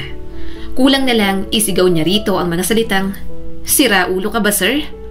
Ngunit sinagot niya pa rin. Kung ilalapit natin ang baler ng 3 linggo, mawawala ang overlap nila ng team na siyang humahawak din sa San Mateo. Mas makabubuti po kung hiwalay na lead para hindi maantala ang parehong proyekto. Tumango si Jacob. Maghanda ka ng list. Gusto ko makita yon bago mag-Webes. Yes, sir. Tumingin ito sa kanya ng ilang segundo bago bumalik sa agenda. Bahagyang nag-init ang mga pisngi ni Vivory. Isa pa yon sa kanyang mga napapansin. Matagal talagang tumitig sa kanya si Jacob. Pagkatapos ng meeting, naiwan siya para ayusin ang mga tasa at upuan. Gumagalaw ang kamay niya pero sabog naman ang kanyang iniisip. Reyes, Jacob Reyes? Usal ni Vivory at pilit inaalala ang pangalan na yon. Tila matagal nang humahaplos sa kanyang mga alaala ang tunog ng pangalan ng kanyang boss. Natigilan siya nang may maalala. Jacob Reyes. Siya yon. Parang binuksan ang lumang file sa utak niya at biglang lumitaw ang imahe sa harap niya. Isang payat na lalaki, lumang uniforme na palaging nasa likod ng room noong high school pa lang sila. Napaatras si Vivory. Hindi. Imposible. Si Jacob na yon? Naninikip ang kanyang dibdib. Hindi man lang niya maalala nang malinaw ang mukha nito noon. Malaki pa naman ang atraso ni Vivory. Pagbalik niya sa desk, binuksan niya agad ang browser habang nanginginig ang mga daliri. Kinakabahan siya na ni-research ang pangalan nito. Parang tumigil ang tibok ng puso niya. Pinindot niya ang isang artikulo kung saan kasama si Jacob sa isang photo op na nakasuot kasama ang mga matataas na tao. Mas tumanda lang, mas tumalim ang itsura at mas matagumpay. Napahawak siya sa mukha niya. Siya na talaga to. Si Jacob, na wala akong ibang ginawa kundi ang pagtawanan siya noon. Namumuo ang kanyang mga luha. Hindi alam ni Vivory kung alam ni Jacob yon. Naaalala pa kaya siya ng binata? Kinagabihan, hindi dumiretso si Vivory pa uwi. Naglakad siya ng 2 kanto mula sa istasyon. Kailangan niya ng hangin para kahit paano ay makahinga mula sa lahat ng nalaman. Parang may truck na tumama sa dibdib niya at nandoon din ang guilt. Napakasama ako, bulog niya sa sarili. Binabalikan na ako ng mga taong pinagmalupitan ko. Sa loob ng maraming taon, binago niya ang sariling kwento. Inisip niyang mean girl face lang iyon. Pero ngayon, harapan na siyang kinakausap ng nakaraan. Nakasuit, boss niya at tahimik na nanonood sa mga kilos niya. Hindi niya alam ang dapat na gawin. Hindi niya alam kung ano ang gusto ni Jacob. Pero isang bagay ang malinaw. Naaalala siya ni Jacob Reyes. Hindi ka pa umuwi? Biglang tanong ni Jacob sa kanya. Kalmado lang ang boses nito pero may bahagyang init kumpara dati. Napalingon siya agad at nagulat. Opo sir, tinatapos ko lang po yung outline ng proposal para sa update ng Baler Project. Sumandal si Jacob sa may doorframe, nakarolyo ang manggas at maluwag na ang kurbata. Hindi siya makatagal ng tingin dito. Binabalot siya ng hiya sa tuwing naaalala niya ang mga ginawa noon. Halos gabi-gabi ka nang nagpapalate. Napangiti si Vivory at bahagyang natawa. Marami po kasing trabaho. Lumapit ito, hindi sa sarili nitong mesa, kundi sa kanya. Hindi ito umupo, kundi sumandalang sa dingding ng kanyang cubicle. Nakakrus ang mga braso at pinagmamasdan siya. Nagtagal ang katahimikan bago ito nagsalita. Parang may gusto kang sabihin. Ano yon? Bahagyang natigilan si Vivory. Sandali niyang pinag-isipan kung tatahimik na lang, magpapanggap na okay at babaling sa ibang paksa. Pero may kung anong tono sa boses ni Jacob na nagpahinto sa kanya. Dahan-dahan siyang huminga. Jacob! Ibang pakiramdam ng pangalan niya sa bibig niya. Parang masyadong malambot, masyadong personal. Tumingin siya sa kanyang mga kamay. Dati nakatira ako sa isang mansyon. May mga katulong, imported at branded lahat ng gamit. At may walk-in closet na mas malaki pa sa buong department na to. Hindi sumabat si Jacob. Bahagyang nanginginig ang boses ni Vivory, pero nagpatuloy siya. Negosyante ang tatay ko. Yun ang alam ko. Parang Harry Train ang tingin ng mga tao sa amin. At ako, akala ko, Karapat dapat akong tratuhin ganon na dahil mayaman ako, mas mataas ako kaysa sa ibang tao. Naging arogante ako, spoiled, bulag. Pinaglaruan ng mga daliri niya ang sulok ng kanyang planner. Hanggang isang araw, nawala ang lahat. Tumango si Jacob ng bahagya at nakikinig pa rin. Naaresto ang tatay ko dahil sa fraud. Na-freeze ang mga account. Kinumpiska ang mga sasakyan. Binulabog kami ng media. Nabaon sa utang ang pamilya ko. Hanggang ngayon, binabayaran ko pa rin. At ang mga kaibigan ko, mas mabilis pa silang nawala kaysa sa pera namin. Hindi inalis ni Jacob ang tingin sa kanya. Kinakabahan tuloy si Vibory.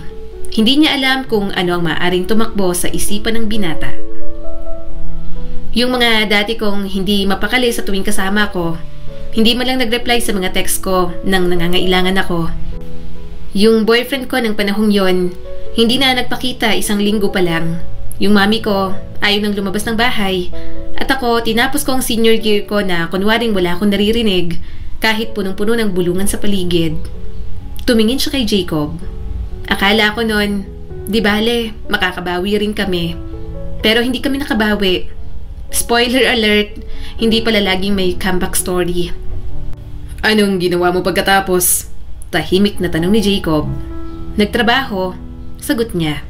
Araw-araw, habang nagtatago ang mga magulang ko sa hiya, natuto akong sumakay ng bus, makipagsiksikan sa tren, mag-budget ng kakarampot, ngumiti sa interviews kahit naririnig ko ang apelyido ko na pinagchichismisan nila. Bumagsak ang mga kamay niya sa kandungan. Nagsimula ako muli, walang koneksyon, walang kakampi. Kung ano-anong trabaho, hanggang sa napadpad ako rito. Hindi umalis ang tingin ni Jacob sa kanya. At ngayon, dahan-dahan niyang sagot. Sinusubukan ko pa rin patawarin ang sarili ko sa kung sino ako noon, sa mga nasaktan ko. Tumingin siya sa lapag. May mga ginawa ko na kinakahiya ko. Mga salitang binitiwan ko na hanggang ngayon gusto ko nang burahin. Hindi niya na ulit magawang tumingin kay Jacob. Hindi niya kaya. Gusto kong humingi ng tawad sa lahat ng dinaanan ko lang para maramdamang may halaga ako. Pero baka nakalimutan na nila ako. Mas maraming tao ang hindi nakakalimot kaysa iniisip mo. Mababang sabi ni Jacob. Tumango si Vibory ng dahan-dahan. Alam kong hindi ka pa nakakalimot sa mga ginawa ko nun sa'yo, Jacob. Yun ang kinatatakutan ko, na baka may isa sa inyo ang bumalik at makita kong ganito. Maliit, wala, at iniisip niyong karma lang to. Siguro, deserve ko. Dahan-dahang huminga si Jacob at binaba ang mga braso. Nagsisisi ka? Muli siyang tumango. Sobra. Umawang ang labi nito, pero walang salitang lumabas. Para bang sobrang bigat ng kahulugan ng isang salitang sinabi niya para rito. Halos hindi rin makapaniwala ang binata. Pero totoo naman kasi na nagsisisi na si Vibory. Kung pwede niya lang puntahan lahat ng taong sinaktan niya noon, gagawin niya para humingi man lang ng tawad. Kaya ngayong may isang taong bumalik sa kanyang nakaraan, gusto niyang gumawa ng mga bagay na hindi makakasakit rito. Sa kabilang banda, hindi makapaniwala si Jacob habang naririnig ang mga sinasabi ni Vibory. Naramdaman niya ang panghihina at para siyang nauubusan ng lakas sa pagiging mahinahon at mapagkumbaba ng dalaga. Gayunpaman, magaling si Jacob sa pagmamasid. Isa yung kakayahang pinatalas niya sa paglipas ng mga taon. At sa mga nakaraang linggo, iisa na lang ang laman ng kanyang lente. Pustahan, may babalik na feelings. Pangaasar sa kanya ni Edwin habang nasa gym sila. Mas lalong lumakas ang pagsuntok ni Jacob sa kasparing. Pero ang walang kiya niyang kaibigan patuloy pa rin sa pangaasar. Babalik ang pagka-crush. Kunwari galit, pero kapag bumalik ang nararamdaman, hulog na, in love na. Nakakapanginig ba ng tuhod ang pagiging mabait ni Vibory? Umalis si Jacob sa harapan ng coach. Lumabas siya ng ring at si Edwin na ang pinagdiskitahan. Gulong-gulo na nga siya sa nararamdaman, dadagdagan pa ng pangaasar ng kaibigan. Paulit-ulit niyang sinasabi sa sarili na minamasdan niya ito upang kumpirmahin ang kanyang hinala. Upang malaman kung totoo ba ang pagsisising nakikita niya o isa lang yung palabas. Pero habang mas tumitingin siya, mas may nakikita siya. At ang mga nakikita niya, hindi na si Vivory na walang ibang ginawa kundi pahiyain siya. Lunes ng umaga, nakatayo siya malapit sa glass corridor patungong elevator nang mapansin niyang may hinugot na 2 pakete ng crackers si Vivory mula sa bag nito. Ngumiti ito at iniabot ang isa sa janitress na nagwawalis ng sahig. "Aling Nida, hindi ka na naman po kumain ng almusal?" Tumawa ang matandang babae. "Na-late na ako ng gising, Vivory." Napangiti si Vivory at inabot pa ang isang bote ng juice na mukhang baon pa nito. "Oh, eto po. Kumain po kayo. Baka mamaya mahimatay na naman po kayo. Hindi po dapat pinapalipas ang gutom." Nagtago si Jacob sa likod ng isang haligi. Walang ibang tao sa paligid. Hindi yun palabas. Hindi alam ni Vivory na may nanonood. Napakagatlabi si Jacob at bumuntong hininga. Kinahapunan naman, nakita niya itong tinuturuan mismo ang bagong intern. Wala sa job description nito. Walang utos mula sa itaas. Talagang nagkusa si Vivory at nagtiyagang magturo. Ikaw nang nagsabi. Marami kang nakikitang pagbabago kay Vivory. Dinay-deny mo lang at hinahanapan ng butas kasi hindi mo matanggap na naging mabait ng babaeng gusto mong paghigantihan. Natatawang sabi ni Edwin. Napairap si Jacob. Tigilan mo ako. Ano ngang sabi ng kanta? Napasinghap si Edwin. Kapag tumibok ang puso, wala ka nang magagawa kundi sundin ito. Binato niya ito ng plastic bottle pagkatapos uminom ng tubig. Tawang-tawa naman ang kanyang kaibigan. Hindi na mapakali si Jacob. Nagpaiwan siya sa opisina isang gabi at pinaunang umuwi si Vivory. Pero ang totoo, aalis na siya at susundan ito. Nadaanan ng gwardya na nginitian pa ni Vivory. "Good night, Manong. Ingat po." Sinundan ni Jacob ng ilang hakbang sa likod si Vivory. Maingat na hindi makita. Babatiin sana siya ng guard pero sinanyasan niya itong tumahimik. Hindi niya alam kung bakit niya yun ginagawa. Sabi niya sa sarili, obserbasyon lang. Huling pagsubok, panghuling kumpirmasyon. Pero hindi niya alam kung bakit lumalakas ang tibok ng kanyang puso sa tuwing may nadidiskubreng bago tungkol kay Vivory. Nang makarating sa train station, sumakay din siya. Mabuti na lang at hindi masyadong puno. Pero marami rin namang tao kaya hindi siya nito napansin. Maya-maya, may sumakay na babaeng may dalang baby at may dala pang iba. May akay pa itong isang bata. Walang ibang mauupuan. Tatayo na sana si Jacob, pero nauna si Vivory.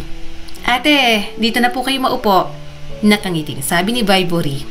"Nako, salamat Neng." Nahihirapang umupo ang ginang, kaya naman si Vivory na ang tumulong sa mga dala nito. Hinawakan din ng dalaga ang kamay ng bata. Maya-maya, nakita niya nang pinapatawan ni Vivory ang baby. Umiwas si Jacob ng tingin at inayos ang sombrero na suot. Hindi niya nagugustuhan ang salitang dulot sa kanya habang pinagmamasdan si Vivory na nagpapatawa sa bata.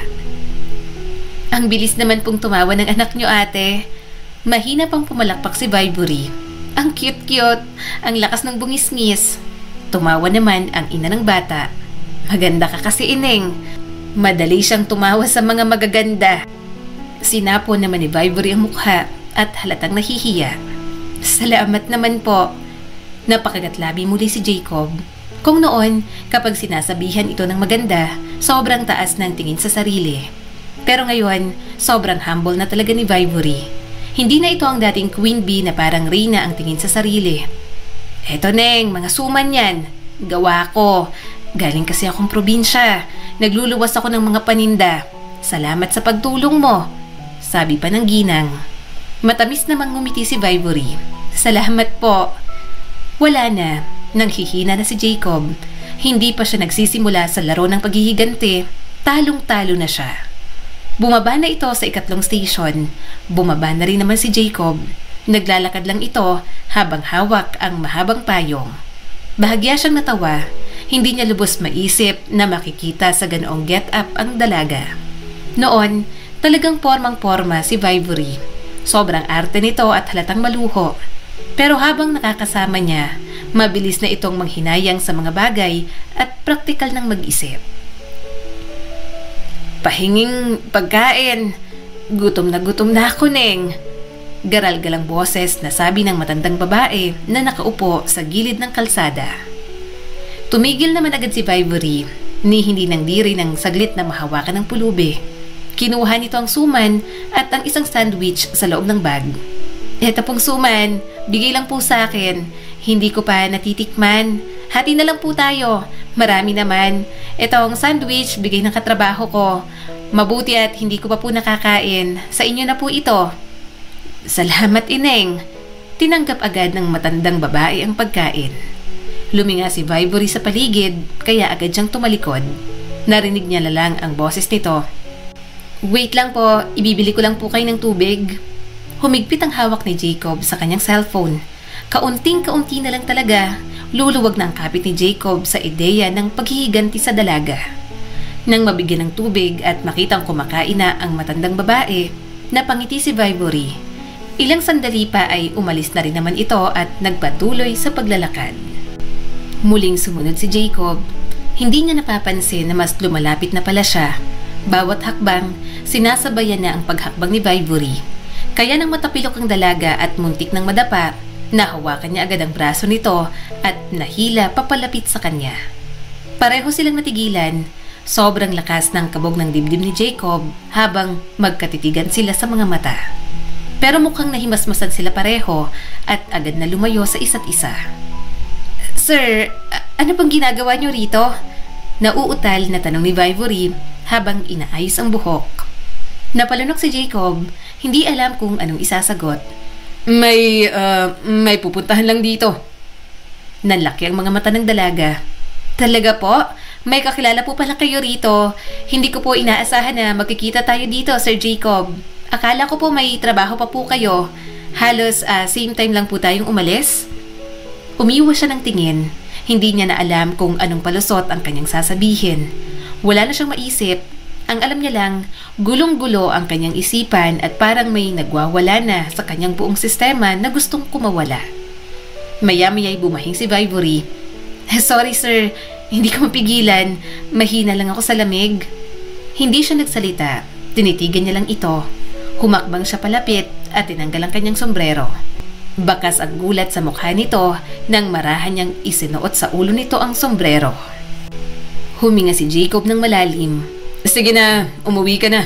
Baka magkasakit ka pa. Tinitigan niya pa ito ng sobrang tagal. Maya-maya'y siya na ang unang tumalikod at umalis.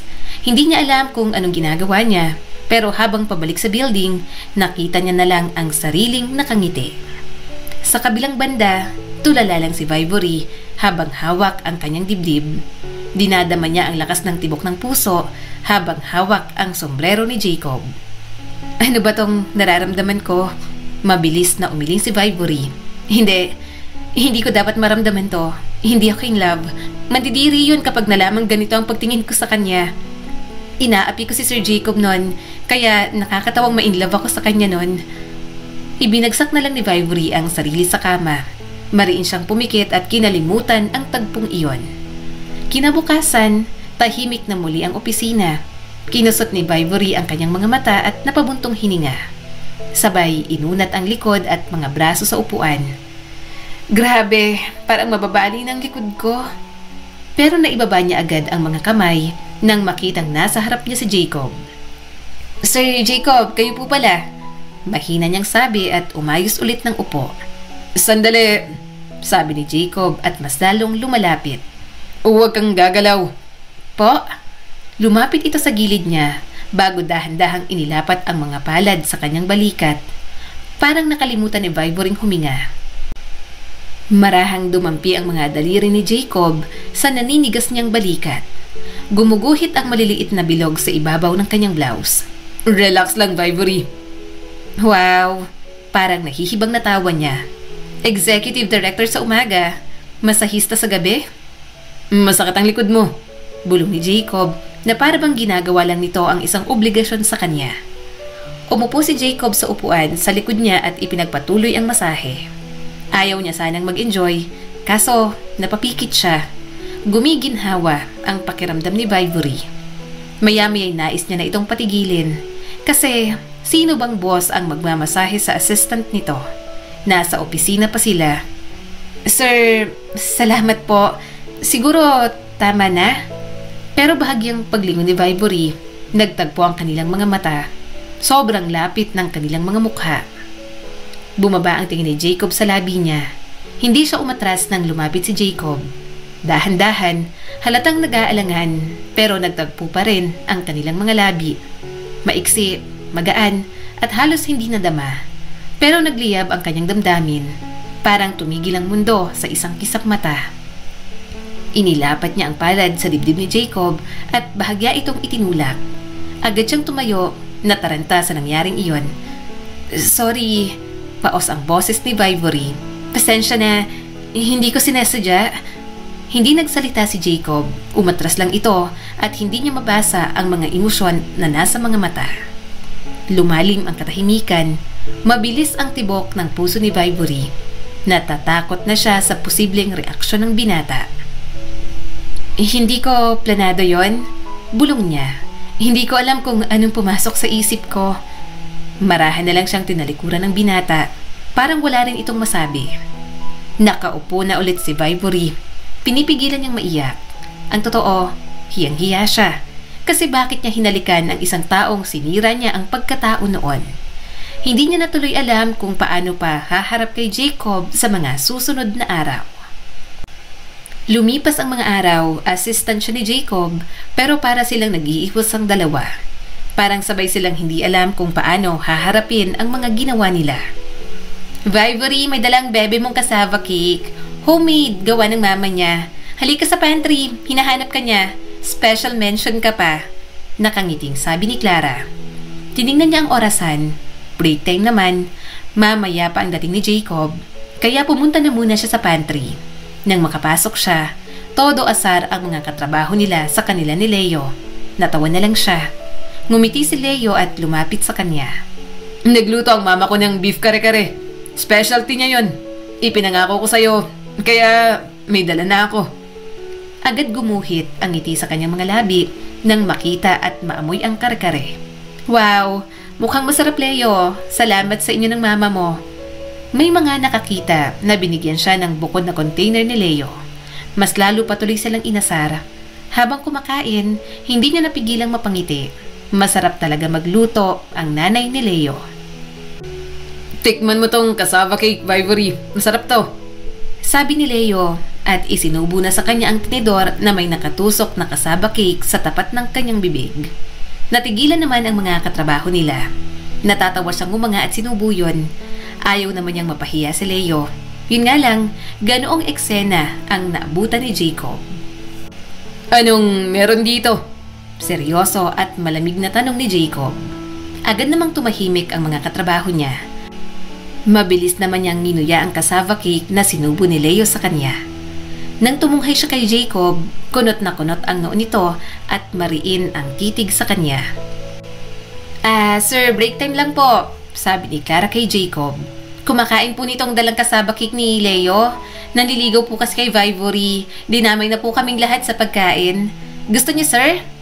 Tiningnan naman ni Jacob ang cassava cake na parang may matinding kasalanan yun dito. Wag na. Expensive ang dila ko. Hindi ako kumakain ng ganyan. Biglang nasamid si Vibory sa kanyang iniinom. Agad naman siyang inabutan ni Leo ng tissue at hinagod pa ang kanyang likod. Hindi alam ni Vibory kung matatawa ba siya o ano. Alam niyang galing sa hirap si Jacob, pero bakit parang may pangiinsulto ang tinig ng binata? Binaliwala na lang niya yon. Vibory, tawag ni Jacob sa kanya at sobrang sama rin ang tingin sa kamay ni Leo sa likod niya. Na parang gusto na lang nitong putulin yon para tumigil kakahagod sa kanya. Kailangan kita sa office. Dahan-dahan naman siyang tumayo. Yes, sir. Bilisan mo. Parang ayaw pang umalis ni Jacob nang hindi nasisigurado na lalabas siya mula sa silid na yon. Come on, double time. Kumilos naman siya kaagad at umalis na roon. Sumunod naman agad si Jacob. Habang nasa opisina, bigla na lang naging bugnutin ang binata. Ang daming utos na talagang naaaligaga na siya. Pero kinabukasan, good mood na ulit si Jacob. Paano niya nasabi? Biglang nagpahanda ng buffet table para sa mga empleyado ang binata. Wow naman! Akala ko mainit ang ulo ni Sir Jacob kahapon. Ano kayang naisipan niya at nagpahanda siya ng ganito sa mga empleyado? Cater kung cater. Natatawag sabi ni Leo habang kumakain ng lechon. Hindi niya rin alam, pero ang totoo, nahihiya siyang kumuha ng pagkain. Siguro dahil alam niyang kay Jacob galing. Nahihiya siya dahil hindi niya kayang makinabang sa mga bagay na pinaghirapan ng taong inaapi niya noon. Ano yan? Tanong ni Jacob na biglang tumabi sa kanya. Bakit pagkain mo lang sa lunchbox ang kinakain mo? Maraming pagkain sa table. Laglag ang panga ni Clara habang nakatingin sa kanila. Halos lahat ng empleyado nakatingin na talaga. Paano ba naman, hindi lang basta umupo si Jacob sa tabi niya. Nakabaling sa kanya paharap ang binata, halos sakupin ng space na mayroon siya. Kung hindi sila kilala ng mga taong nandoon, iisipin lang na magkarelasyon silang dalawa. Kumain ka ng pinahanda ko. Malumanay na sabi ni Jacob. Napalunok si Vivory. Okay na ako dito sa baon ko, sir. Bigla nitong kinuha ang kanyang lunchbox. Ako ang kakain yan. Kumain ka ng pinahanda ko. Suminghap naman siya. Pero, Sir Jacob... Jacob... Mabilis na pagtatama nito habang inuubos ng mabilis ang pagkain niya para mapilitan siyang kumuha sa handa nito. Kumuha tayo ng pagkain mo. Naubos ko ng baon mo. Masarap lahat ng pinahanda ko. Mas masarap sa cassava cake at kare-kare. Kumunot ang noo ni Vivory. Inuubos lang naman ni Jacob ng ilang subo ang baon niya. Ilang saglit pa, hinila siya nito papunta sa buffet table. Ito pa ang nagsandok para sa kanya. Tinatanong na lang kung ano ang gusto niya.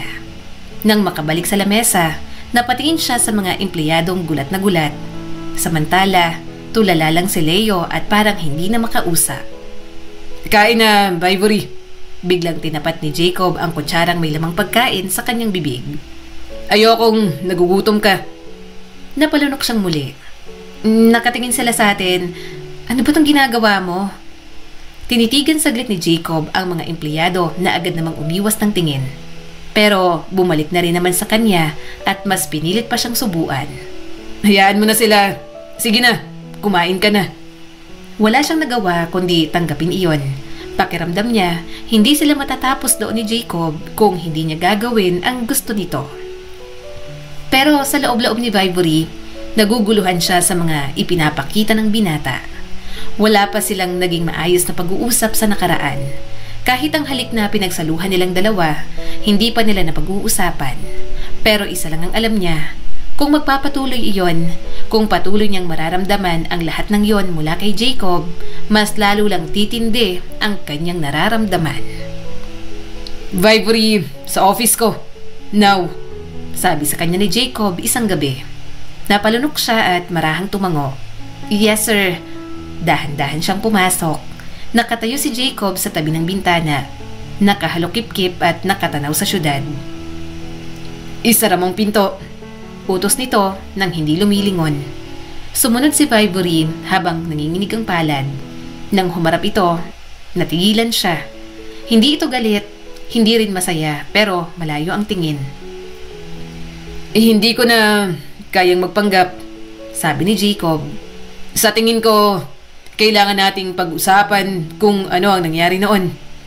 Lumapit si Jacob sa kanya. Alam mo bang nagagalit ako sa'yo nang una tayong beses na magkita dito sa opisina? Hindi mo man lang ako nakilala.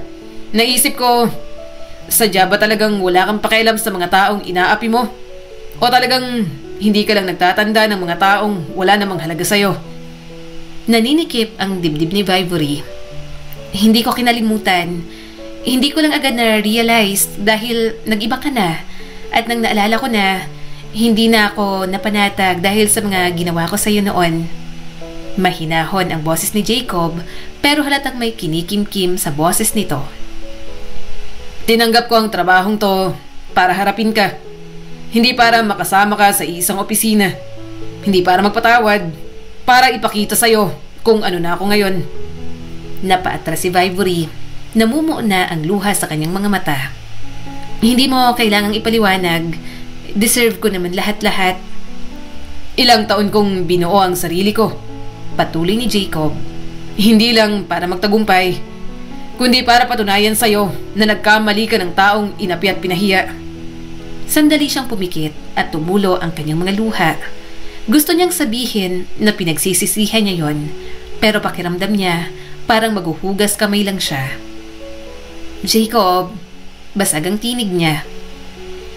Hindi ako pumunta para sa closure, dagdag ni Jacob. Pumunta ako para sa paghihiganti sa'yo. Halos matumba siya sa lakas ng salitang yon. Diretso, walang paligoy-ligoy. Nagtanim ng galit sa kanyang binata at kahit na masakit, naiintindihan niyo ni Vivory. Yumuko siya habang nanginginig ang kamay. I'm sorry. Masama akong tao noon. Wala akong pakialam sa damdamin ng ibang tao. Binuli kita kasi insecure ako. Kasi kailangan kong may tapakan para maramdaman kong mataas ako. Tiningnan niya ito at tuluyan ng umagos ang luha. Hindi mo deserve kahit isa sa ginawa ko. Hindi ako magbibigay ng palusot. Walang rason para ma-justify lahat ng ginawa kong mali sa'yo at sa mga taong inapi ko noon. Wala akong ibang ginawa kundi maging malupit. Bulag ako at sobrang humihingi ako ng tawad sa inyong lahat. Tahimik si Jacob, para bang ina-absorb nito ang lahat ng sinasabi niya. Nakatitig lang ito sa mga mata niya at para bang tinitingnan kung totoo lahat ng kanyang mga salita. Nanginig ang mga balikat ni Vivory. Gusto mong gumante? Sige, patalsikin mo ko. Ibulgar mo lahat ng mga ginawa ko. Iparinig mo sa lahat kung sino talaga ako. Hindi kita pipigilan. Hindi ako nandito para parusahan ka. Umawang ang kanyang bibig. Pero sinabi mo na gusto mong maghigante. Tatanggapin ko naman yon kasi nararapat akong parusahan. Sa totoo lang, nawala na ang lahat sa akin. Tinanggap ko na yon.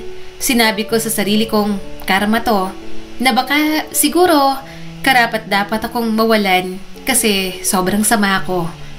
Huminga ito ng malalim. Oo, gusto kitang gantihan. Pero paano ko gagawin ang plano ko? Kung masyado ka ng mabait, kung marami ka ng pinagbago, kung sobrang lambot na ng puso mo. Wala pa akong ginagawang paghihigante. Hindi pa ako nagsisimula. Nanghihina na ako agad pagdating sa'yo. Hindi niya napigilang humikbi. Hindi ko deserve ang kabaitan mo, Jacob. Ang dapat maalala mo lang ay yung kung papaano kita sinaktan. Pinunasan ni Vivory ang luha niya at huminga ng malalim. Tinulungan naman siya ni Jacob na magpunas ng kanyang mga luha. Magre-resign na ako. Wala sa hulog na sabi ni Vivory. Tumalikod na siya. Hindi ko kayang manatili dito para lang paalalahanan ka araw-araw. Gusto kong matahimik ng buhay mo. Ayokong guluhin pa. Na-submit ko na ang formal letter ngayong gabi. Hindi mo na kailangan magsalita pa. Pinigilan niyang huling luha. Kinapa ang lumang ID at planner na palagi niyang dala. Ngunit bago niya yun makuha, may umakap sa kanya mula sa likod. Natigilan siya sa init ng yakap ni Jacob. Huwag, bulong ng binata. Huwag kang umalis. Natigilan lang si Vivory sa kanyang kinatatayuan. Parang nakalimutan niya ng huminga. Hindi siya pinisil ng yakap, pero hindi rin siya binitiwan. Pumunta ako para maghigante. Mahina nitong sabi, malapit sa tenga niya. Pero may nagbago. Dahan-dahan siyang humarap. Nanginginig pa rin habang yakap ni Jacob. Anong nagbago? Mahina niyang tanong. Ikaw. Hinaplos nito ang kanyang pisngi. Nakita ko kung paano ka magpuyat, kung paano ka tumulong sa hindi kilala, kung paano kang umiti sa lahat maliban sa sarili mo.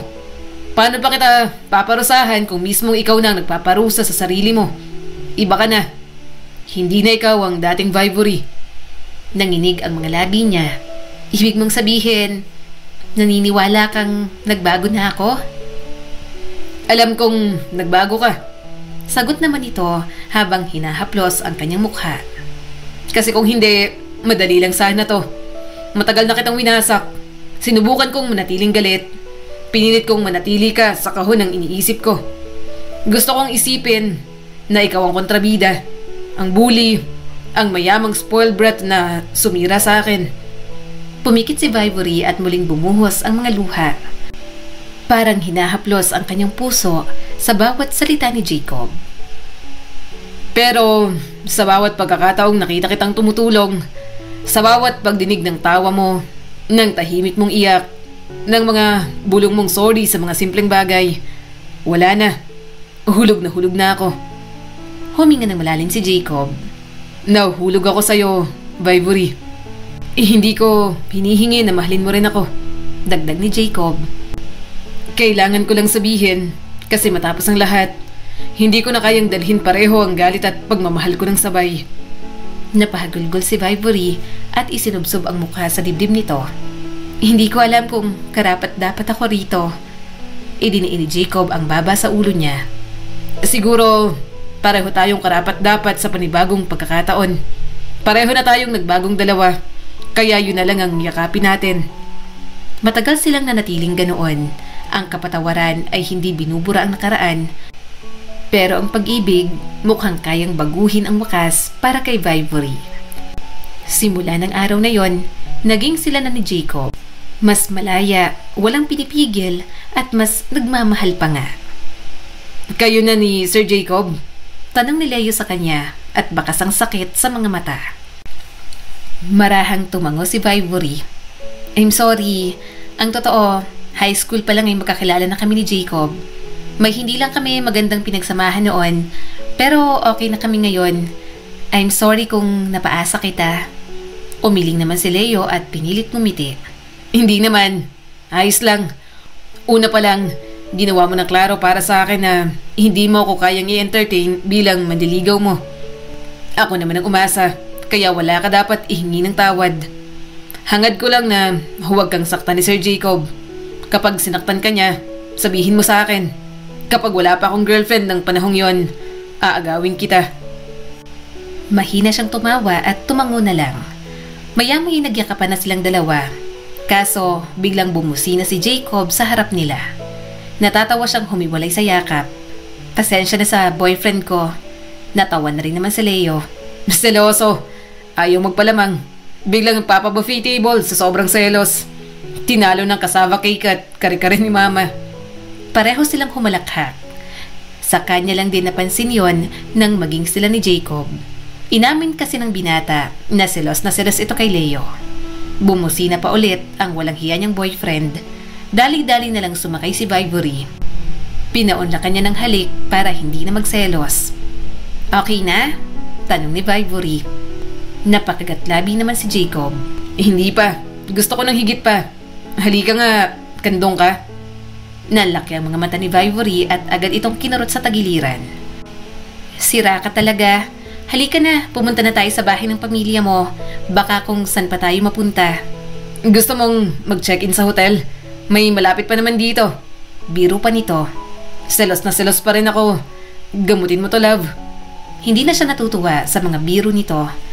Hinahampas niya tuloy ng neck pillow habang traffic sa daan. Inaasar pa siyang ililiko sa hotel ang kotse kapag may nadaanan silang hotel. Wala tuloy tigil ang tawanan at asaran nilang dalawa. Wala na. Eddie, masaya ng kaibigan ko. Nakatuluyan ang crush niyang Queen Bee. Natatawang sabi ni Edwin. Lumingon naman siya kay Jacob na parang tuko kung makayakap sa kanya. Crush mo ko dati pa? Oo, ang ganda mo eh. Sumubsob ito sa kanyang leeg. Kaso, ang sama ng ugali mo. Kaya ayokong palalimin ang nararamdaman ko. Pero malay ko bang babait ka at mas gaganda sa paningin ko. Iyan tuloy. Patay na patay ako sa'yo. Binato ni Edwin ang una si Jacob pero wala namang pakialam ang boyfriend niya. Napangiti na lang siya at yumakap din dito. Masaya siya na minahal nilang isa't isa.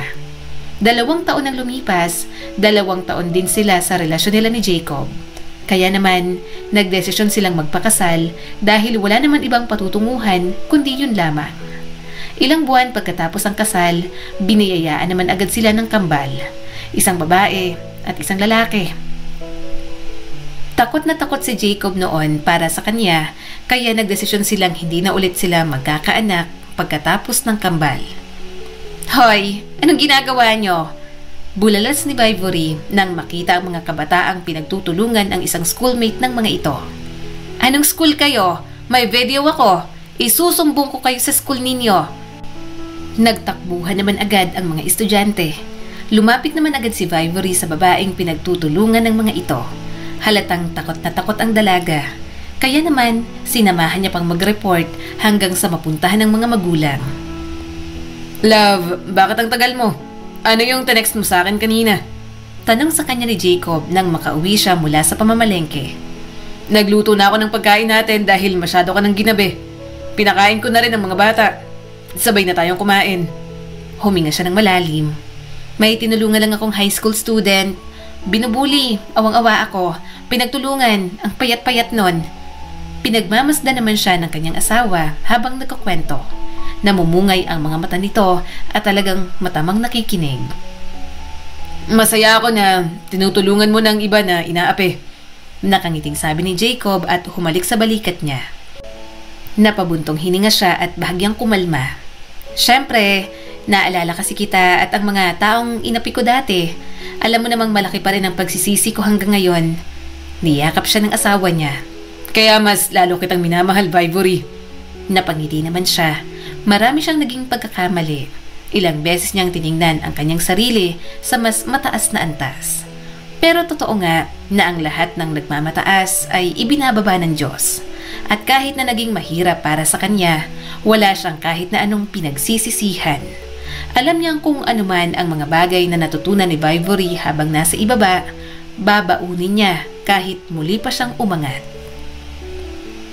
Ang kwento ni na Vivory at Jacob ay nagtuturo sa atin na ang pagtubos ay posible, ngunit hindi ito basta-basta nakakamtan. Kailangan ito ng kababaang loob, pananagutan at pagbabago na nanggagaling sa puso. Ipinapaalala sa atin na ang tao ay hindi nakukulong sa pinakamasama nilang pagkakamali. Kaya nilang magbago, maghilom at maging mas mabuti. Muli, ako po si Skylar Guro at sana'y may bago na naman kayong natutunan sa kwento natin ngayon. Maraming salamat po.